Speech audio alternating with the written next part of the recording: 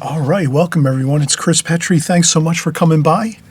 We're going to do a beautiful flower painting. Let's get started. We're just going to look at the painting quickly here first. So I'm going to remove some of these brushes here. We're going to actually key in on doing a quick, loose, fun pencil drawing, contour drawing to start. Once we have that contour drawing in, we always mention too, it doesn't have to be perfect, especially if you're doing flowers. Flowers are very, very intricate, so let's not try to overthink things too much. Get the drawing as best you can get it, but try to do it rapidly. Try to do it within maybe 15, 20 minutes at most. Get that drawing in, have some really fun, free-flowing lines of your flowers. Work through your painting, take a trip through your painting. Just remember, contour drawing is basically just taking a trip through your painting. You start in one place and you just start drawing, and you just keep moving through your painting, following the shapes as you're looking at them, whether it's if you're looking at some real flowers in front of you, or if you're looking at a painting in a book, or you're using a photograph, whatever it is. Keep your eye on the subject matter, and then you look back at the painting, you look back at the picture, back at your drawing, picture, drawing. You keep going back and forth and just try to get the idea of the shapes that you're seeing. It always helps too if you do a preliminary sketch where you very, very lightly just get the idea of where things are in your picture frame. So here we have a rectangle in the vertical position here. So I went right in and did the drawing, but I have a lot of experience and many years of experience, so I can sort of just right away look at it and say, yeah, I need to make my picture this big and my flowers are going to be about here, and I can just start and go in and do it. If you're just starting out, or if you're maybe, have a couple years under your belt of drawing and painting in watercolor, you might need to just pull back a little bit and say, let me do a preliminary sketch first, which is essentially just taking a very light pencil line and just making sure you have your vase here, your picture, the right size. It's about half the size of the paper. And then the other half of your size of your paper is actually your flowers up here. Once you have that, you're pretty much home free. You have the idea of half the painting is the picture, half the painting is the flowers. There's a little bit of table underneath, so there's some room for the table here underneath the picture, so you need to leave a little room for the table there. Other than that, it's pretty much straightforward, and then you go in and you do your contour drawing. And then after that, we just remembered that we mixed all our colors first. We looked at our picture or photograph, whatever you're working from. If you're working from my painting, you'll be lucky. You can just use the same colors. I tell you each color I use, I mix it, I put it all here in the palette to start. Then we go in and we just start painting and getting all of our colors on. And we add some more colors to mix more if we need to add more colors to, continue making a purple, and we ran out of purple here a couple times, but we just go back in and grab our purple. So we'll discuss all this in the video. We'll go over all the details of this painting for you, and I'm sure you're going to have this painting done beautifully in the first go, in the first try. If not, you try it a second or third time as much as you need to, but I think you'll be able to get a good painting in the first try by just following the video first, watching it full through, and then maybe you come back a second time and you work with me and stop and start your video as you're going through to kind of, give you, your sort of guidance as you're going through the painting. But it's not difficult. This is a really beautiful and fun painting to do, and it's, again, not tremendously complicated at all. It's just really having fun and getting some really beautiful colors on the paper, and then the rest is just you having fun as an artist, and you can put your own twist on things if you want to as well. Different colors maybe, or maybe doing things a little bit differently, however you want to do it. It's you're the artist. You can adjust your paintings the way you like to. But I definitely know you're going to have fun with this, so let's take a quick second to take a break, and then we'll come right back and we'll start our pencil drawing. All right, we just saw the finished painting, and now we're going to get started, and we're just going to go through the progressions here, the process of painting some loose flowers. These are going to be some white irises, and no need to worry. Just the thing here is I'm working from a photograph online on the internet, and it does say that it's copyright protected, so I can't really show it on screen. So since we just saw the finished painting, hopefully you can hit pause on the beginning of the video. Once you've watched this video full through, then you can go back to the beginning and maybe hit pause so you can do screenshots or screen captures of the picture as well on your electronic device, your phone, your iPad, your desktop computer. So there's lots of ways you can do this. You can take a picture of it too. So if you can somehow take a picture of it with your phone or a camera, you can take a picture of this painting too as well and work from that. So I'll leave that up to you. You're the artist. We're all working now in the information age and technology age. So we're all using our technology the best we can. And so let's get started here. I'm just going to do a very simple vase. And I'm going to taper it up like so. Like this. And so I'm just going to get the drawing in like this. So I'm hoping you can see this. This is the bottom of the vase.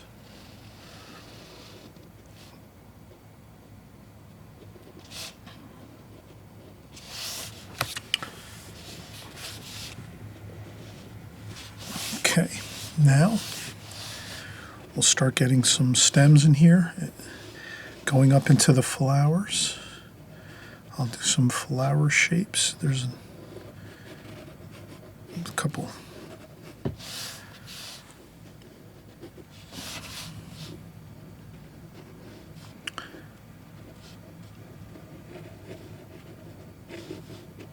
And I'm just contour drawing what I'm seeing in front of me. So that's all I'm really trying to do is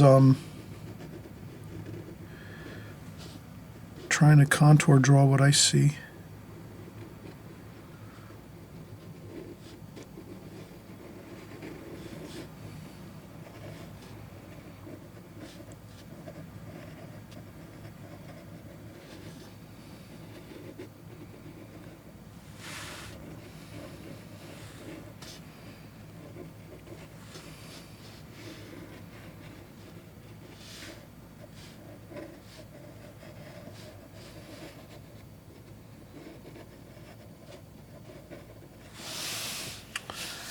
Okay, so I'm contour drawing, which means I'm just taking a trip through the painting with my pencil lines, and I'm just looking at my subject matter on the computer here, and I wish I could actually show you the picture, but again, I can't really, it's copyrighted, so.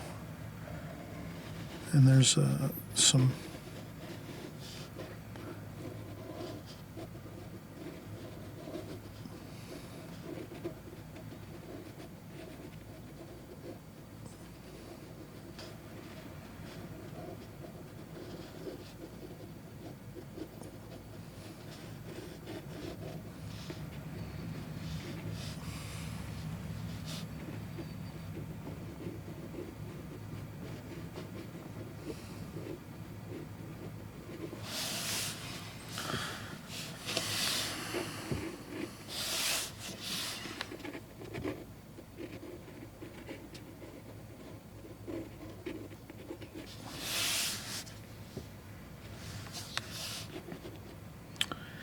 and then here we'll do some background information. There's maybe a wall back here, and there's maybe I think there's a picture on the wall here. Like that. And then over here, there's a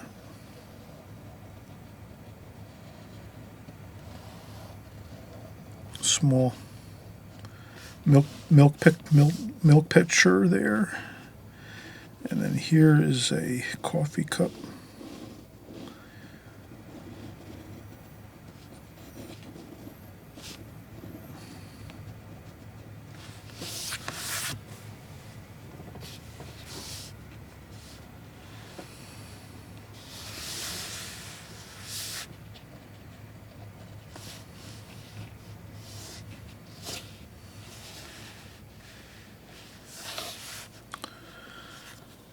Okay, and then we have some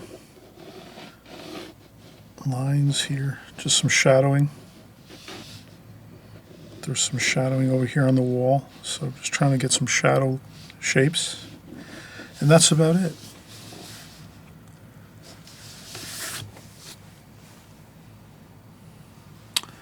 So I'm going to try to just do a little note taking on the painting here where there's some interesting shapes.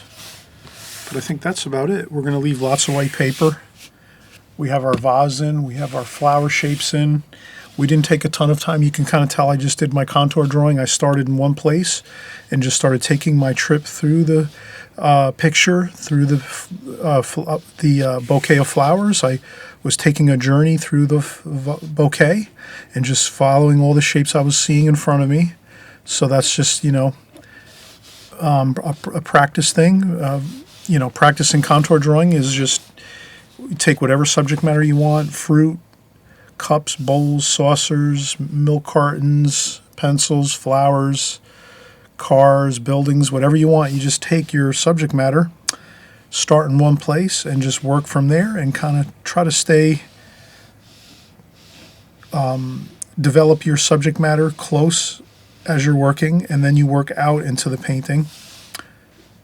As you finish one area, then you start to contour draw out into the other areas like I did here. And I think that's a pretty good flow that I have there, a good rhythm to this. And let's take a break, and then we'll come back in just a few minutes and we'll start painting this. And we're going to do it very fast, very free, very fun. That's one thing about this exercise and this composition I'm hoping you'll do is try to get the contour drawing done quickly. Get in there and just get your pencil lines going and get the vase in and then start working in the flower shapes. And then you can get in your other, there's a painting on the wall here, and there's this coffee cup here, and then there's a small cream, a pitcher for cream, let's say, or milk. And then we pretty much have it. So I'm thinking this is a really good composition to practice, just getting in the drawing efficiently, quickly, having fun with it, enjoying the shapes of the flowers, not being too overly concerned. If it's perfect, it doesn't need to be perfect.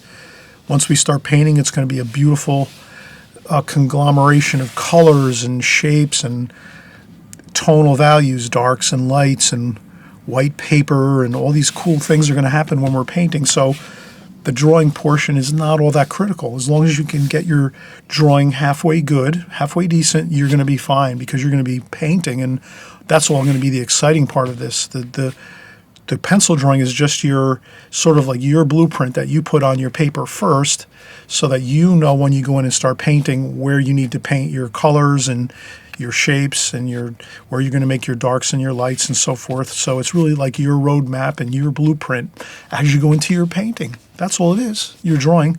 So your drawing doesn't have to be perfect, you know, because there's going to be so much exciting stuff going on your paper. That's the great thing about watercolor. The pencil drawing, yes, we have to learn how to draw and practice our drawing skills, but the exciting part is when you're in there painting, you can change things when you're painting, and your paint and the water and all the exciting colors, it comes to life, and it's almost like the pencil lines and the drawing kind of take like a very backseat role according to the overall look of the painting. You might see some pencil lines here and there, but just a thing to think about is, the pencil lines, the drawing is important, but it doesn't have to be perfect at all. And once you start painting again, that's going to be the real exciting part, all the colors and the darks and the lights and the sparkles of shadows and lights going on here and there. So let's take a break and we'll start painting just in a second or two, okay?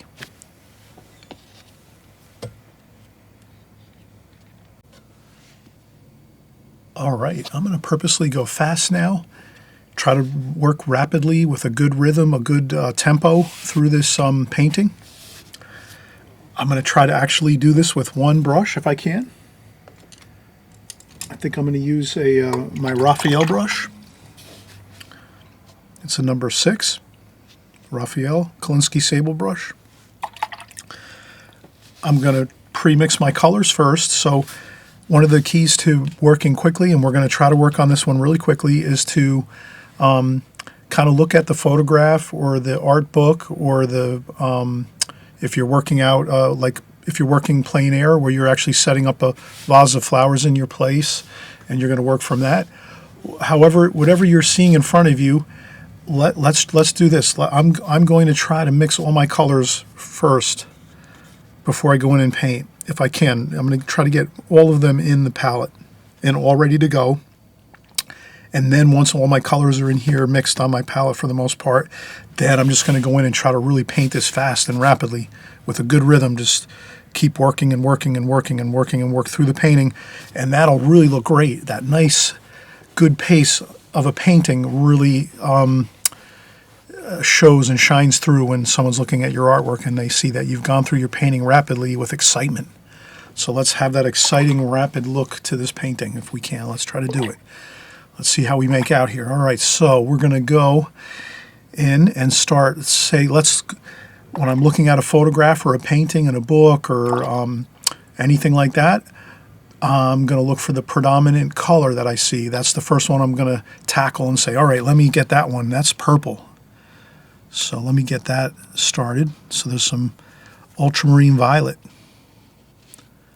So I'm going to get that into my palette, and I'm going to mix some good amount of water in there, and I'm going to get a lot of paint. I'm going to get lots of paint in there too, so you can kind of see I've got lots of paint in there. Then I'm going to add a little bit of raw umber to that to grade down just a touch. But I'm not going to homogenize it and really stir it and stir it and stir it. I just added a little touch of raw umber in there, and that's going to be fine. Then I take my brush and kind of press it on the side of my palette so that the paint empties out into the paint well.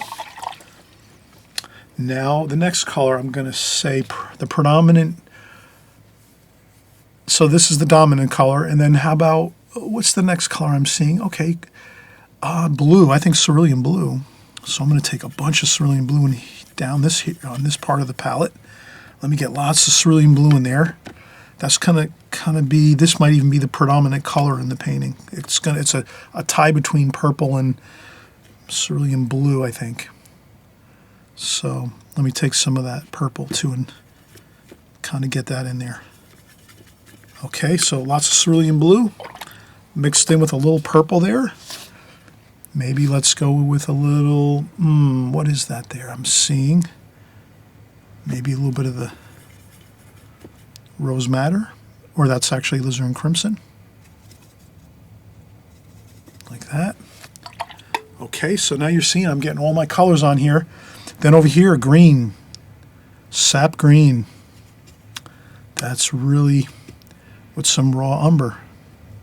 Sap green and raw umber. And again, I'm olive green too, maybe a little bit, raw umber. That looks pretty good. And then there's, what else do we have? A little bit of raw sienna over here. So you can always take a little spot for just a little bit of something that you see in the painting. So I'm going to put some raw sienna over here, like that. And now I think I have mostly everything in the palette.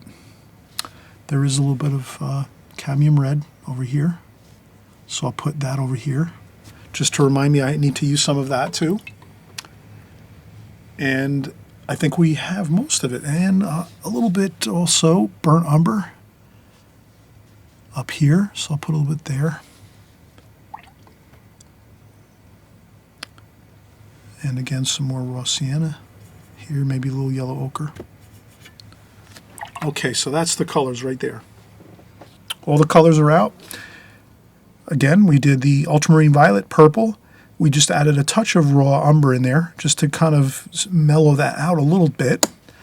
Then we added some alizarin crimson over here with some of this purple too, just a little touch of that.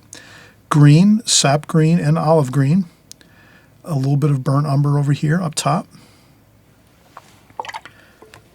Then we came down here and we said lots of cerulean blue with also a little touch of the purple, ultramarine violet, mixed in with the cerulean blue.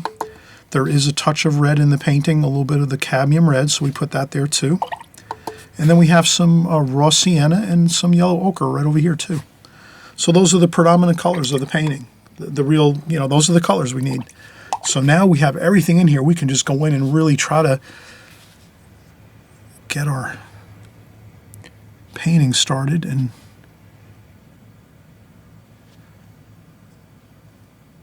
I'm going to make that a little darker.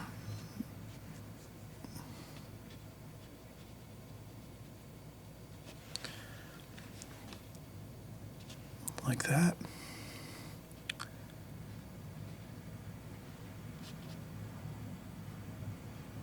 And I noticed that my brush doesn't have a good point on it. I think I've worn the point off this brush. So let me find another brush that's going to be similar. Let me see. This looks pretty good. This is a... that's not going to work. This one might work here. Okay, this is a travel brush, a Da Vinci Maestro travel brush number 10. And again, the brush point is not so good on this one. I guess I've used my brushes so much that most of them, the points are all worn off the brushes. Also, the paper wears out the brush tips. So we're going to just keep going here. So you can see I'm using my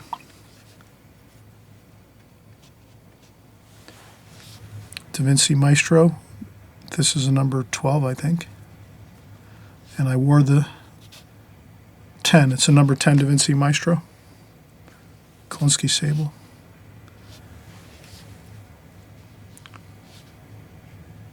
So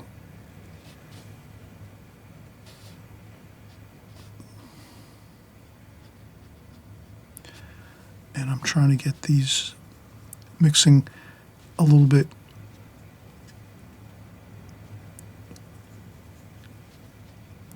and I think what might have happened is I think I might have put a different purple in my palette. This purple doesn't really look like my ultramarine violet purple that I use by Winsor Newton. I think I might have added something else different in here. This one's not working as well as I thought, so I think that's why. And I'll take some burnt umber too with a little water, and I'll sort of gray down some of the purple here. And again, I'm trying to paint rapidly if I can. So there's going to be some darks in here like this. Then I'm going to start working in some greens. I noticed there's some greens in here. Like that. I'm leaving white papers. Do you notice how I'm leaving lots of white papers in this area? Like I'm not just painting and filling everything in. I'm leaving some white paper here and there. That's important to remember. Okay, so that is my leaf forms here.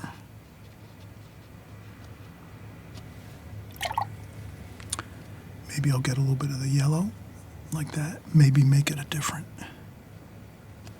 like that. I'll make this.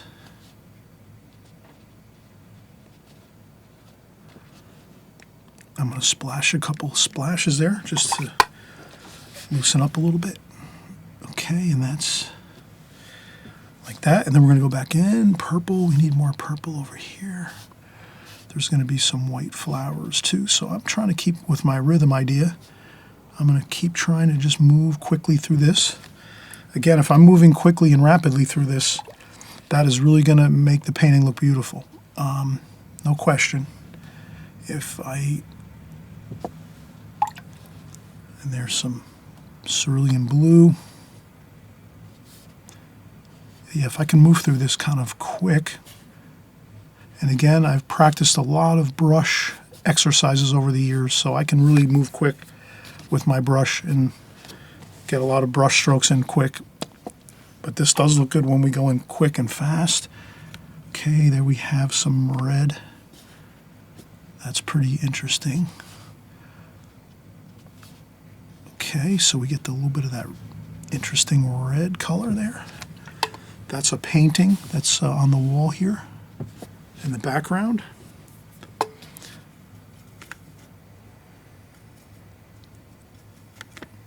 And then maybe I will add some interesting color there. And let's keep going here. More purple. A little bit of raw umber in that purple just to... And then let's see if I can keep working here rapidly. Okay, there's some purple flowers up here, like that. And I'm doing some pretty wild splashing here to have fun. Do have fun with your paintings. Don't let them get the best of you. And like that there, you see a smudge happen like that. You can either get really mad and start getting frustrated, or try to see if you can just, there we go. Sometimes this will work, sometimes not. There we go. So I just added water to that smudge and then wiped it off with a paper towel firmly. My friend gave me this watercolor paper, which is Hahnemühle paper.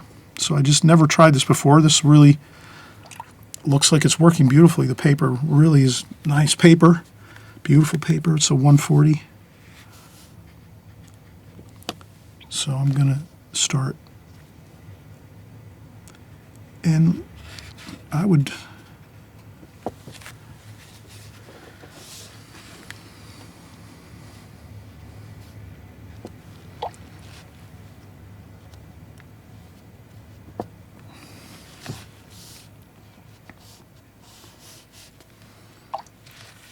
okay, so I'm just getting some of that background color in. And let's get some more sap green, a little bit of that yellow. Let's do this here.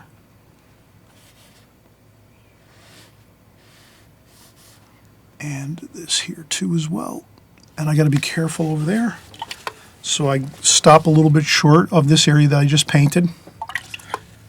I don't want to start painting that green into this area that's all damp and wet there, because that's going to then start to flow out and it won't look too good. So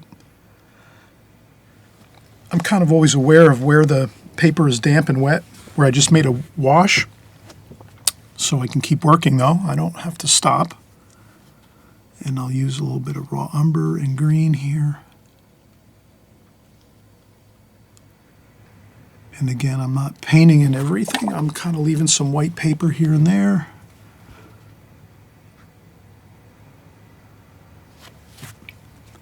And then maybe some yellow ochre over here. So I'm going to do some of the centers of the flowers there, like that. And these are cerulean blue. So I'm going to try to add cerulean blue here with a little bit of that yellow ochre kind of mix. On these petals, these are the white irises over here.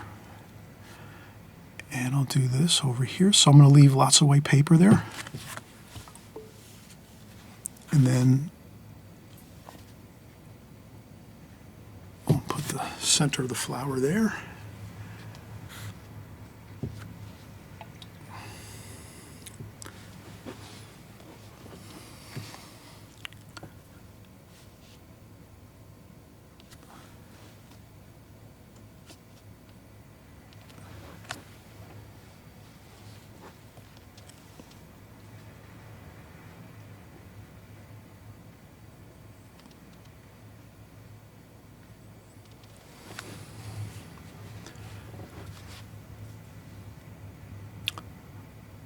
And again, this is very damp over here, so I'm not going to work over there. I'm going to let that dry.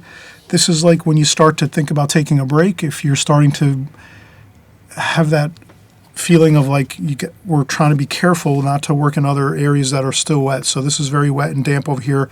We can't go back over there and work. We really don't want to work anymore over here because all these washes here are all damp and wet all through this area here. So now we can start working down here on the vase. So let's do that. And I'm just going to get some color on here.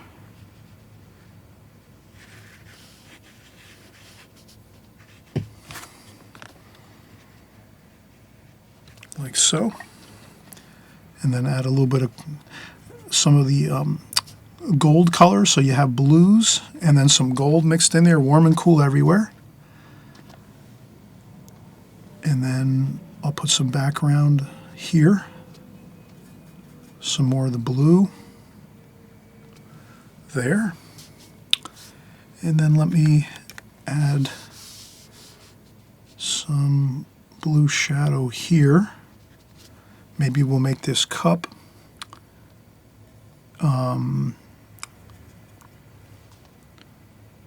we're going to make this cup white, so we'll put some shadow here where the cup is, like that. We'll put some shadow here too. Some shadow here.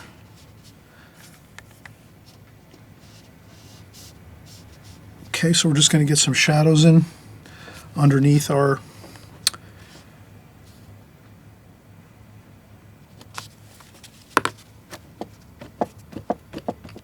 So I'll lighten up that side of the vase, darken this side, and there might be some other light bouncing around here.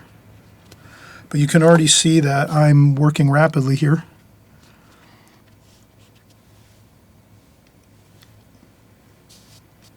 And I'm trying to mix colors around so that everything looks good. Everything is looking, color mixes everywhere so that all the colors are harmonizing together. We're almost done actually. And there's some more shadowing over here. Somehow there's some shadow on the wall there. Don't ask me how that happens. And over here too, we have some more greens. This is a leaf form there, like so. And another one there, we could put in something like that. And I think this is really, again, we painted this rapidly. Look how good it looks. It looks fresh, fun. We have some splashes in there. You know, if you don't like splashes, you don't put them in. Of course, you're the artist. Your art is your own expression of what you enjoy, what you like to do. I like splashing. If you don't, leave that part out, you know, and adjust it accordingly. Do whatever you like with your painting.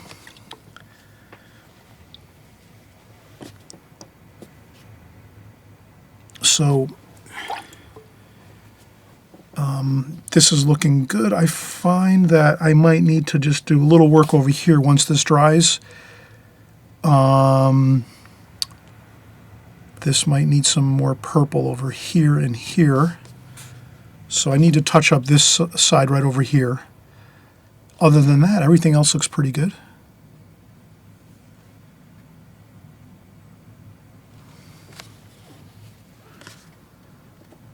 All right, let's take perfect time for a break. I'm going to take a break, grab a cup of coffee, and I'll be right back and we'll finish up here.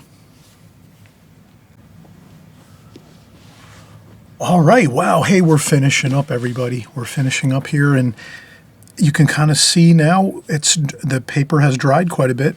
This is all dry to the touch here.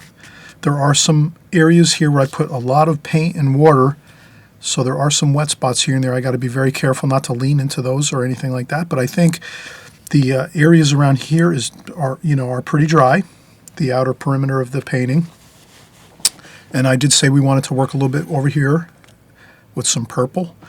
And so the thing I can see here, taking a break, we just took a break, of course, and I also mentioned too, if you haven't subscribed, please consider subscribing. It's the buttons right here on the right-hand side down below here. It says subscribe below on the screen for YouTube, and all that does is basically just when you subscribe, whenever you open up your YouTube application, the next time you might open up a YouTube after this video, you might wait a week or two, and then you'll open up your YouTube application again. You'll just see my videos there. So YouTube will put those in your queue, in your YouTube channel, when you open up your YouTube channel, your own personal application on your phone or your computer, it'll just show my videos and say, hey, Chris has made a new video. So it just alerts you when I'm making new videos, and that's all it is really. It just alerts you that I've created another video or two since the last time you were here visiting with me and we were painting together. So that's all that is really. And I always mention too, if you want to give a thumbs up if you like this video, I really appreciate the thumbs up. That helps my algorithms on YouTube. So let's take a look now. We just came back from a break again.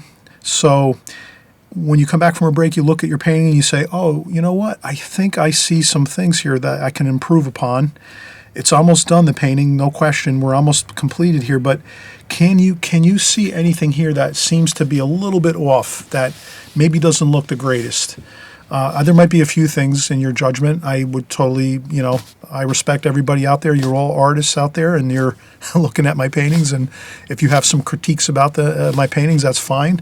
That's good. It's always good to look at other people's artwork and be critical of it, and maybe see some things you would like to do differently than maybe I'm doing, and that's fine. And you're going to do your paintings the way you want. You might not like splashes, so again, you might not do splashes on your painting, or you might not like to, let's say, paint as loosely as I paint, where I go pretty fast and, I don't maybe paint in all the areas maybe where the pencil lines are, things like that. It's up to you, but I do see a little bit of a, kind of like a glaringly obvious thing as I'm coming back and looking at this painting. I'm saying, tell me if you can kind of notice this too when I mention it. You notice how there's all these darks here, the darker tonal values, the darker greens, the dark purples here. And then as we get down over here, you don't see many darks. Maybe here in the cup, the coffee cup here, that's a little bit of a darker tonal value there. You can kind of see that. But all through here, there's some middle tones, but there's none of the, see how we have these darks here? So we're going to need to add darks here down below. In these shadows possibly, and in some areas, just to kind of give it that tie-in. So we don't want to have just darks in one place, like darker tonal values, rich, exciting, intense colors up here, and then down here we're just kind of having a lot of medium tonal values and lighter washes. Does that make sense? So let's do that. Let's key in on that and say, all right, we're going to finish up this painting now. The next 10-15 minutes is all we need. We'll finish this. But we do remember, as we're doing this now, as we're starting up again for our final touch-ups to the painting and completing things, that we got to get some darks down here. That's the main thing. We can't forget that. And then we also know we have to add some other colors here, so some more purple over here. So I'll go in and get some purple. Let's do that first. Purple, and then a little bit, again, we were using that little bit of raw umber to mellow out that purple. And let's see how that looks. That looks good.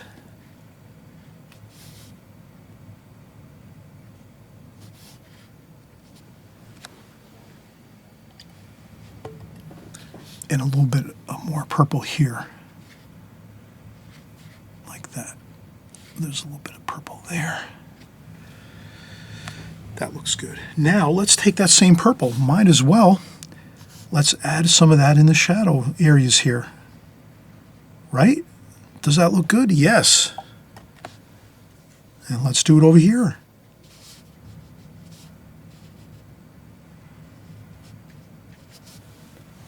So now we're doing our darks down here, like we said we had to do. Remember we kind of just mentioned that? Yes, let's get that in there. And over here too. Now you can kind of see how these darks here are balanced with these darks, the darker tonal values. If you squint your eyes and you look at the painting and you squint your eyes a little bit, you can see the light white paper, and then you can see the darker tonal values over here of all these beautiful greens and purples in the flower arrangement. So since we have a lot of those darks up here, darker tonal values, we should add them down here. And by golly, we're going to add them down here.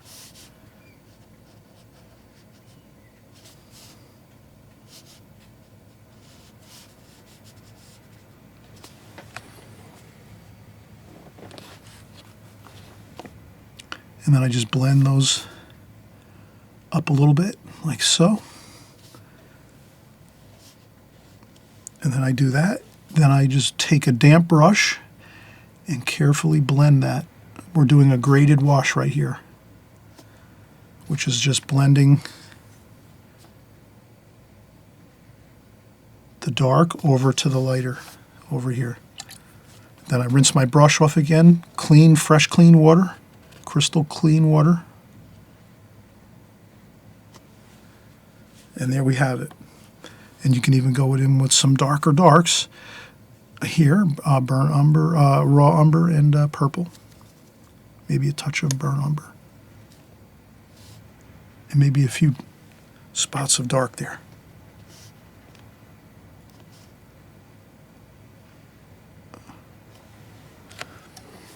And then maybe a little bit under here, there might be a shadow under there like that.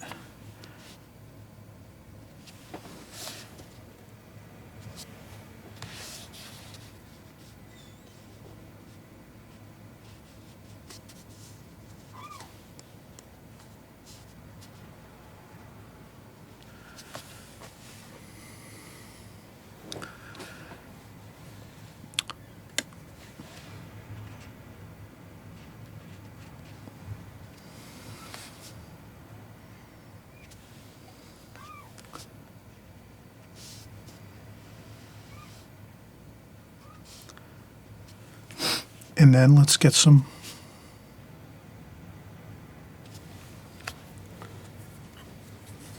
I might add a little more color like that there, maybe here too. Maybe let's add a little red there. And I tend to like to do that. Since we have some red up here, why not add some red around the painting?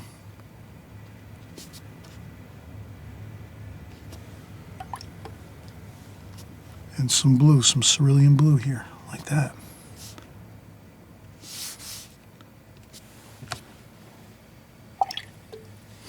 And what that does is it kind of just gives an exciting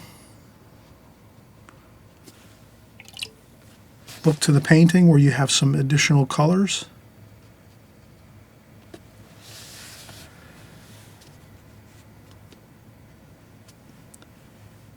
Maybe some raw umber down here. I'll add another bit of dark here, maybe some red too.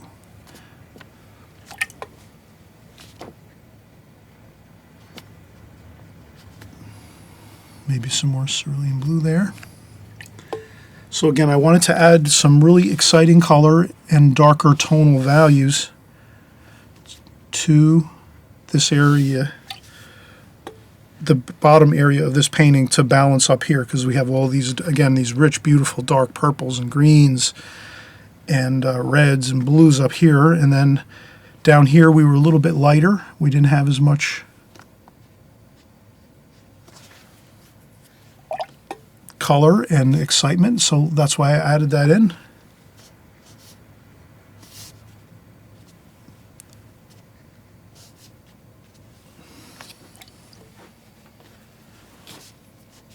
And I think at this point we have a good, fresh looking painting. Lots of color. Exciting color. Maybe I'll add a little bit of blue there. And again, I'm just adding this blue here just so that we kind of see the edge of the picture a little bit. The vase, that's actually a picture. We're using it for a vase here in this painting. Just so that you can kind of see the edge of that a little bit better. Maybe we'll do the same thing. We'll get some purple over here and just maybe and make a little bit of a color change there so that we see that edge there too a little bit. So these are lost and found edges. We talk about lost and found edges in watercolor. Sometimes you're going to have edges that blend, like right here. You see that? That all blends together. This blends together here. This is a lost edges here. This is a little bit of a found edge there. So we're going to make some found edges by adding some color. So all we have to do is add a little bit like that. Color, a little bit of blue, cerulean blue, and then that becomes a found edge. And then the rest up here is a lost edge. Up here, this is a lost edge. It kind of blends in, looks good. It looks like it's, you know, we have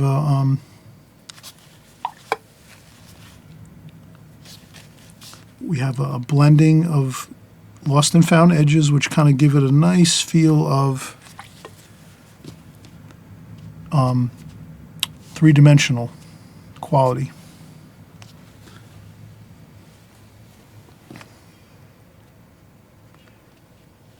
Like that.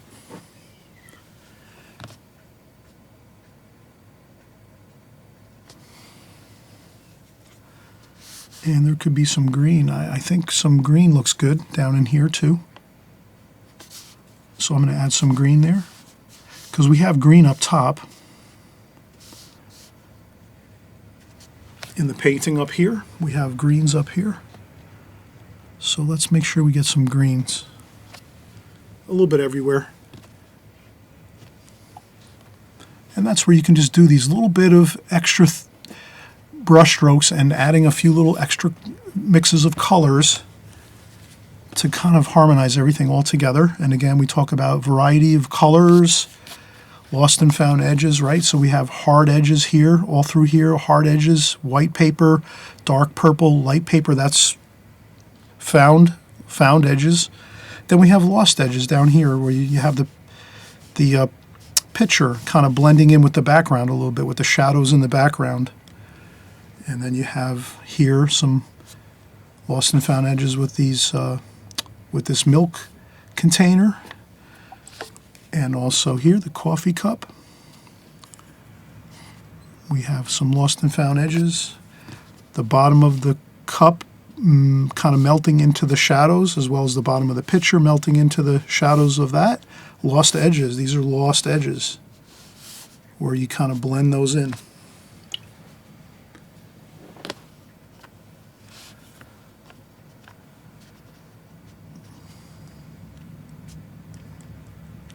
And then I just splash and put a couple more shadowy shapes here on the table. Those will be, that's from up top. Maybe some of these.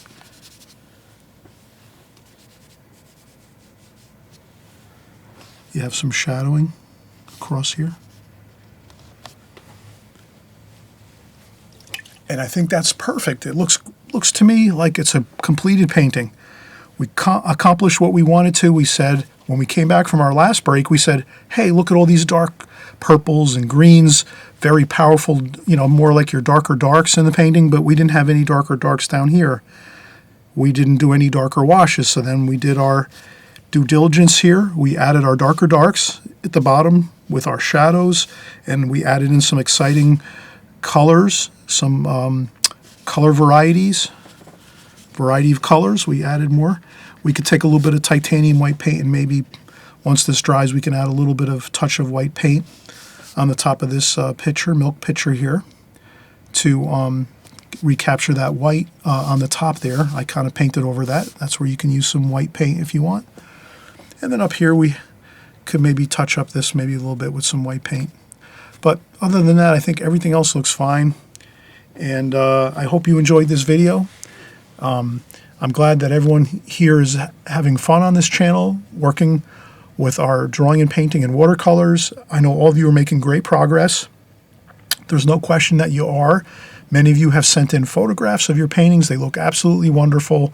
Some of you, have made huge progress, and I just I'm so happy that you're taking advantage of YouTube by coming onto my channel and sharing your ideas, your thoughts, your comments in the comments section, all your gracious, kind comments all the time. Everyone is always, saying so many kind things in the comments section. Thank you so much for that. I really appreciate that. That gives me, excitement to want to paint more and create more on YouTube.